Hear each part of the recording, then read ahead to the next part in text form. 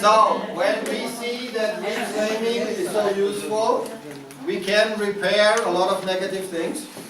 And we have 4 ways to repair it, which means something is negative, small, aggressive, crazy, slow, however. And we want to repair it, we can change the name. We could change the place, the situation. We could find some cause why that is happening. And we can find some kind of purpose. Why, also again why, this is like making sense. Something wants to be achieved. So what I asked a couple of years ago, before I also did the trainers trainings, wouldn't it be nice, instead of repairing something, to give the big right frame right at the beginning? So why not, instead of repairing, having it good from the start? And this is what the art of framing is. And framing is before you say something.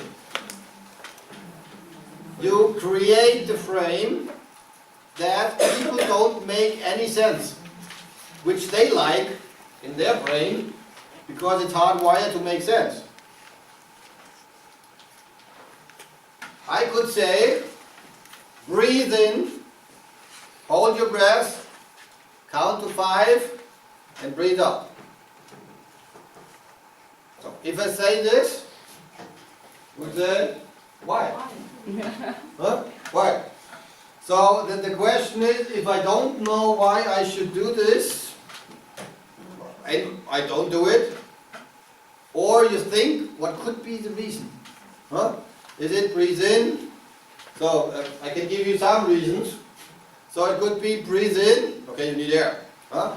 Hold your breath because your neighbor got garlic. Yeah? And now breathe out. Or because there's a fire. Huh? Or because you need power to run out. Or anything. So the better thing would be to create a frame before I tell you that. And not afterwards. And doing that before is before you give information, you create a framing. First, you need to say, what is it? Or how do we call it? So, there was this breathing thing. I call it, it's an exercise. Okay, it's an exercise. It could also be an experiment. It could also be something important. It could also be a meditation. So I have to give it a name. Let's call it an exercise. The next question is, what is the reason or what is the purpose? It's an exercise for releasing stress. And the next question, where and when does it apply? We do it now here, so it's not for home. It's not an exercise for home, or with your dog, or on the couch. It's for here and right now. And then I say, okay, let's do an exercise.